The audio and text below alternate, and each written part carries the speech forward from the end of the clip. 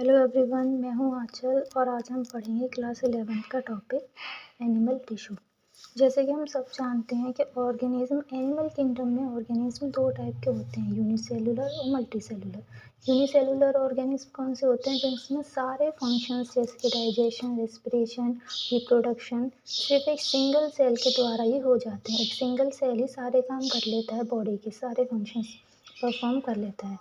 जबकि multi cellular organism जिनकी body बहुत कॉम्प्लेक्स होती है, उसमें सेम बेसिक फंक्शंस, यही बेसिक फंक्शन जो यूनिसेलुलर ऑर्गेनिज्म एक सिंगल सेल कर लेता है, वही सारे basic functions different group of cells के एक ऑर्गेनाइज्ड वे में एक दूसरे के साथ मिलते हैं, जिसको हम टिश्यू कहते हैं, उसके द्वारा होते हैं। मल्टी सेलुलर ऑर्गेनिज्म में क्या होता है, जो सेल्स होते हैं वो आपस में मिलते हैं, एक लिटिल छोटा सा इंटरसेलुलर स्पेस के होता है उनमें, और मिलके टिश्यू बना लेते हैं। उसके थ्रू वो सारे फंक्शंस को परफॉर्म करते हैं। सिंपल ऑर्गेनिज्म की बॉडी जैसे कि हाइड्रा होता है, उसमें थाउजेंड्स ऑफ सेल होते हैं, जबकि एक ह्यूमन बॉडी जो हम मल्टी सेलुलर हैं उनमें बिलियंस ऑफ सेल होते हैं बेसिक फंक्शंस को परफॉर्म करने के लिए। अब एक क्वेश्चन ये आता है कि ये सारे सेल आपस में मिलके काम कैसे करते हैं। तो बात ये है कि मल्टी सेलुलर ऑर्गेनिज्म में सिमिलर सेल्स, सेम टाइप के सेल्स होते हैं, उनमें थोड़ा सा लिटिल इंटरसेलुलर स्पेस होता है, एक स्पेसिफिक फंक्शन को परफॉर्म करते हैं, किसी एक फंक्शन को परफॉर्म करते हैं, और इस ऑर्गेनाइजेशन को क्या कहते हैं हम? टिश्यू। जैसे कि सिमिलर सेल आपस में मिलके थोड़े से इंटरसेलुलर स्पेस के साथ बहुत सारे फंक्शंस को परफॉर्म करते हैं, इस ऑर्गेनाइजेशन को हम टिश्यू कहते हैं। और आप सरप्राइज हो जाओगे ये जान के कि सारे कॉम्प्लेक्स एनिमल्स कंसिस्ट होते हैं 4 टाइप ऑफ बेसिक टिश्यूज़ के।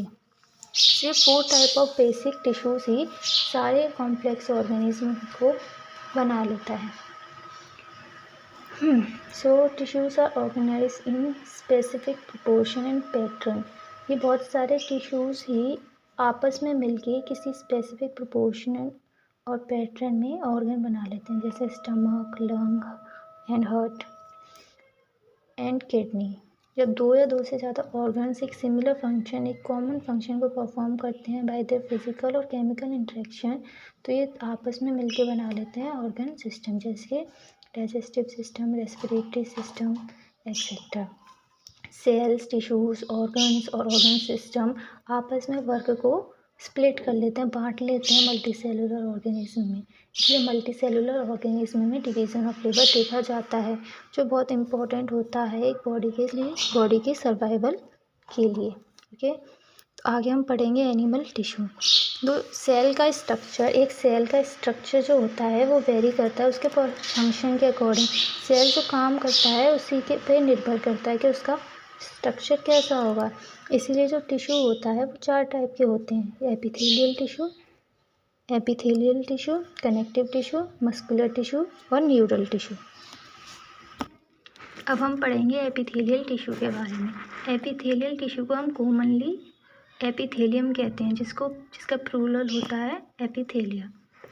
इस टिश्यू में फ्री सरफेस होता है, जो या तो बॉडी फ्लूइड के साइड होता है या आउटसाइड ऑफ द बॉडी होता है, या इन्वायरमेंट को फेस करता है। इसीलिए ये कवरिंग और लाइनिंग प्रोवाइड करता है कुछ पार्ट ऑफ द बॉडी के लिए। ये बहुत टाइटली पैक्ड होते हैं और इनमें बहुत छोटा सा इंटरसेलुलर मैट्रिक्स होता है।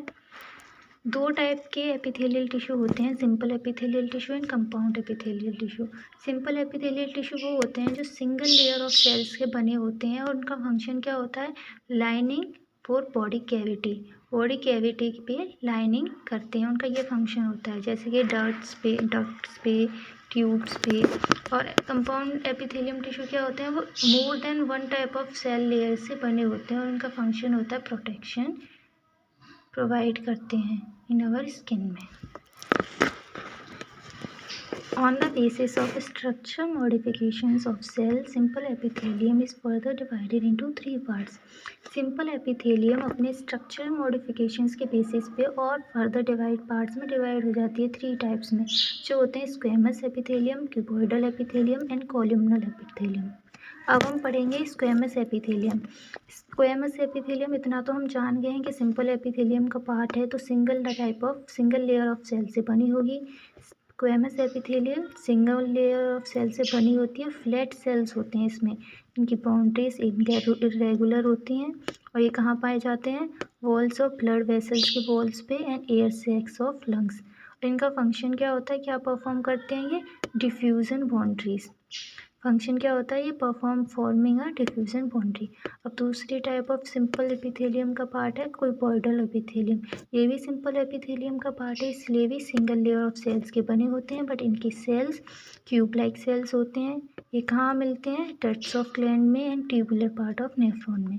इनका क्या फंक्शन होता है? Secretion and absorption. जो पीसीटी होता है किडनी में, प्रॉक्सिमल कॉन्वोल्यूटेड ट्यूब्यूल, किडनी में नेफ्रॉन के, किडनी का एक पार्ट होता है नेफ्रॉन, उसमें एक पार्ट होता है पीसीटी, उसमें माइक्रोविलाई होती हैं।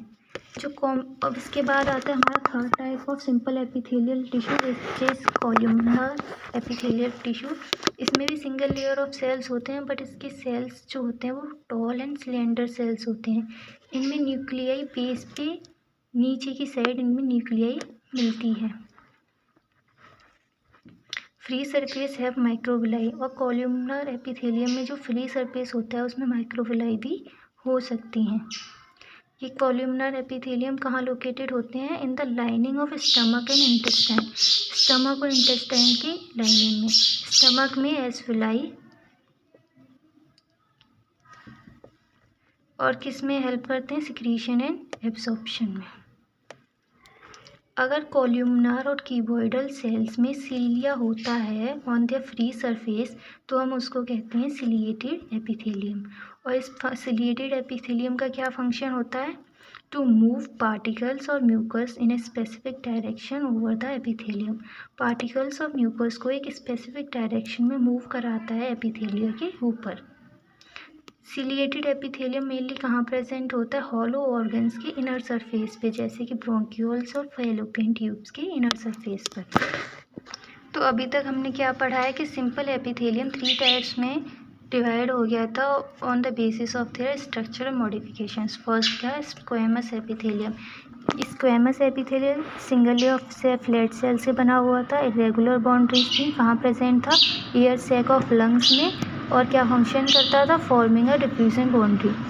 और क्यूबॉइडल एपिथेलियम भी सिंगल लेयर ऑफ सेल से बना हुआ था, पर इसके सेल्स कैसे थे? क्यूब लाइक थे। और ये कहाँ प्रेजेंट था? डक्ट्स ऑफ ग्लैंड में and tubular part of nephron में। इसका मेन फंक्शन क्या था? Secretion and absorption. Third part क्या था? Columnar epithelium. ये भी सिंगल लेयर ऑफ सेल से बना हुआ था, टॉल एंड सिलेंडर सेल्स थे इसके। इनकी न्यूक्लियर कहाँ प्रेजेंट थी? बेस पे और फ्री सरफेस पे इनके लिए माइक्रोविलाई थी। इसका फंक्शन क्या था? Secretion and absorption. ये कहाँ प्रेजेंट थे? Lining of stomach and intestine. अगर कॉलमनार और सिलिएटेड के फ्री सरफेस पे सीलिया प्रेजेंट था तो इसको हम कहते थे सिलिएटेड एपिथेलियम। इसका फंक्शन क्या था? पार्टिकल्स को मूव करना, पार्टिकल्स या म्यूकस को स्पेसिफिक डायरेक्शन में मूव करना ओवर द एपिथेलिया। ये कहाँ प्रेजेंट थे? Inner surface of hollow organs, जैसे ब्रोंक्यूल्स एंड फैलोपियन ट्यूब्स के इनर सरफेस पे। ये एक डायग्राम है सिलिएटेड एपिथेलियम का। अब आगे पढ़ते हैं। सम ऑफ द कॉलमनार और cuboidal cell get specialised for secretion and are called glandular epithelium. कुछ कॉलमनार और क्यूबॉइडल सेल्स स्पेशलाइज्ड हो जाते हैं सिक्रीशन का फंक्शन परफॉर्म करने के लिए, और इसको क्या कहते हैं हम? Glandular epithelium. They are mainly of 2 types, unicellular consistence. ये जो ग्लैंडुलर एपिथेलियम होती है वो 2 टाइप की होती है, यूनिसेलुलर एंड मल्टीसेलुलर। यूनिसेलुलर में क्या होता है? सिंगल आइसोलेटेड ग्लैंडुलर सेल, सिर्फ एक ही सेल होता है, और इसको एग्जाम्पल है गॉबलेट सेल। गॉबलेट सेल कहाँ प्रेजेंट होता है? एलिमेंट्री कैनाल में। जबकि multicellular glandular epithelium cluster of cells, बहुत सारे सेल्स से मिलके बना होता है, जिसका क्या एग्जाम्पल है? Salivary gland. And on the basis of mode of pouring of their secretion, glands are divided into 2 category, namely exocrine and endocrine. अब जब ये unicellular and multicellular glandular epithelium अगर उनका सिक्रीट करने का उनका मोड क्या है, सिक्रीट करने का, इस बेसिस पे दो टाइप में क्लासीफाई हो गया, exocrine and endocrine.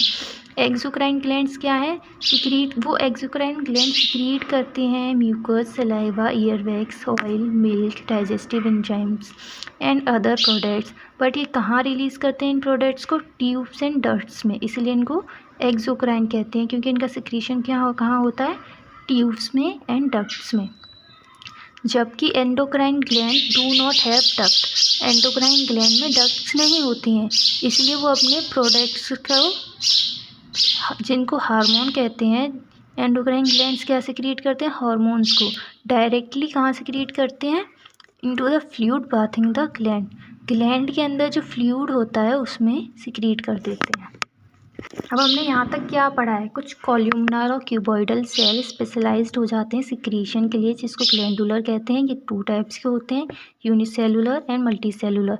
Unicellular single glandular cell होते हैं, जैसे गॉबलेट सेल जो एलिमेंट्री कैनाल में प्रेजेंट होते हैं, एंड मल्टीसेलुलर बहुत सारे सेल्स का क्लस्टर होता है, जैसे सलाइवरी ग्लैंड। अब ये इनका मोड ऑफ सिक्रीशन क्या है, ये कैसे सिक्रीट हो रहे हैं, उस बेसिस पे दो टाइप में फिर से डिवाइड हो जाते हैं, एक्सोक्राइन एंड एंडोक्राइन। एक्सोक्राइन वो जो डक्ट्स में अपने सिक्रीट करते हैं, और एंडोक्राइन वो जिनमें डक्ट लेग्स होते हैं, जिनमें डक्ट होती ही नहीं है, वो अपने हार्मोन्स को डायरेक्टली ब्लड में सिक्रीट कर देते हैं। आई होप आपको यहाँ तक समझ आया होगा। ये है हमारा डायग्राम यूनिसेलुलर का, यूनिसेलुलर ग्लैंडुलर एपिथेलियम का, और ये है मल्टीसेलुलर ग्लैंडुलर एपिथेलियम का। अब हम आगे बढ़ते हैं और पढ़ेंगे अपना दूसरे टाइप ऑफ एपिथेलियम, जो है कंपाउंड एपिथेलियम। हमने पहले बताया था कि एपिथेलियम टिश्यू, तो एपिथेलियम टिश्यू दो टाइप का होता है, सिंपल और कंपाउंड। सिंपल हमने पढ़ लिया है, हम पढ़ेंगे compound. Compound epithelium is made up of more than one layer, multi-layer of cell, and thus has a limited role in secretion and absorption. Compound epithelium more than one layer of cell से बनी होती है, उसमें एक से ज़्यादा sales की layer होती हैं, इसलिए उनका लिमिटेड रोल होता है किसमें, सिक्रीशन एंड एब्जॉर्प्शन में। The main function is to provide protection against chemical and mechanical stress. इसका मेन फंक्शन क्या होता है, कि प्रोटेक्शन प्रोवाइड करता है किसके अगेंस्ट, केमिकल और मैकेनिकल स्ट्रेस के। They cover the dry surface of the skin, ये स्किन के ड्राई सरफेस को कवर करता है। The moist surface of buccal cavity, pharynx and inner lining of ducts, buccal cavity के मॉइस्ट सरफेस को, pharynx को, और inner lining of salivary ducts को, एंड पैंक्रियाटिक डक्ट्स की। All cells in epithelium are held together by little intercellular material. Epithelium में सारे sales एक साथ जुड़े रहते हैं, किसके थ्रू, थोड़े से इंटरसेलुलर मटेरियल के through. In nearly all animal tissues, specialized junction provide both structural and functional links between individual cells. Almost सारे टाइप ऑफ एनिमल टिश्यूज़ में स्पेशलाइज्ड जंक्शन होते हैं, जो क्या प्रोवाइड करते हैं, structural and functional link between individual cells के। 3 types of cell junction are found in epithelium and other tissue. 3 type के सेल जंक्शंस प्रेजेंट होते हैं एपिथेलियम में और अदर टिश्यूज़ में। These are called as tight, adhering and gap junction. इनका नाम क्या होता है, tight junction, gap junction and adhering junction. Tight junctions क्या होते हैं और किस में हेल्प करते हैं, tight junctions help to stop substance from leaking across a tissue. Tight junctions tissues के अक्रॉस सब्सटेंस को लीक करने से रोकते हैं, जबकि अडहेरिंग जंक्शन सीमेंटिंग प्रोवाइड करते हैं नेबरिंग टिश्यूज़ में, और गैप जंक्शन फैसिलिटेट करते हैं थोड़ा बहुत communication with each other by connecting the cytoplasm on adjoining cells for rapid transfer of ions, small molecules and sometimes big molecules.